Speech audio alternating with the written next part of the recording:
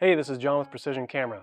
I'm here today to introduce Canon's latest flagship camera, the EOS R1. Now, rather than the typical first look video that we do, we gave the camera over to Robert Backman, our top salesman, who took it with him to shoot 3 sporting events. So we're going to look over his shots, talk with him a little bit, and then do some nice voiceover with some product shots of the camera. Day one, R1.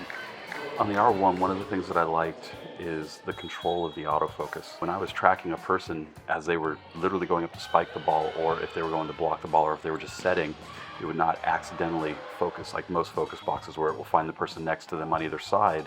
If they're closer, it was a small enough box to where I could be in the center but still have room to track. That's just unreal. When it came to using the volleyball assist, the new setting inside the camera, which I was a little weary about, it gets up there and I'm aiming directly at the net, and the moment that the girls would jump into the range of the net, it lost the net completely and focused on them. It knew body styles, size, hands, and knew how to focus and lock on everybody. I like this shot because most cameras would either focused on the net or they would have grabbed the 2 blockers, but instead it went directly through the net to the young lady behind there. Doing good. This thing's amazing.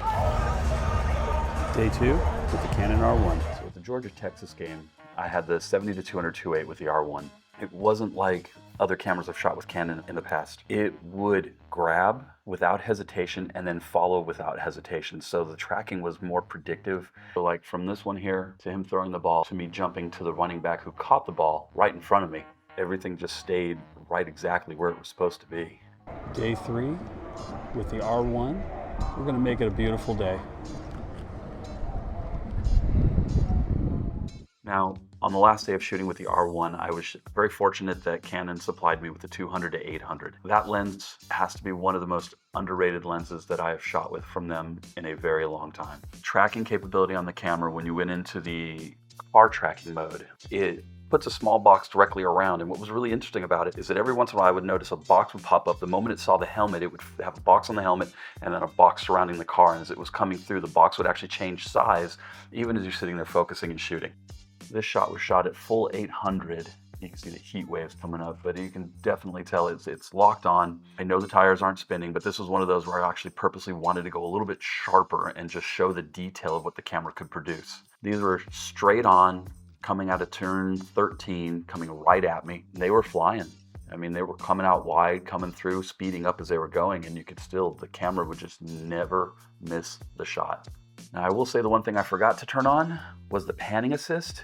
Yet when I went and did actual panning, I had some shots where I was down to 1/100th of a second as they were panning by. This first shot was done at 1/160th of a second, and this shot was done at 1/100th of a second without the panning assist. All I can say is that the panning assist would have helped me. That could have been so much prettier. This at 1/100th of a second was easily my favorite shot.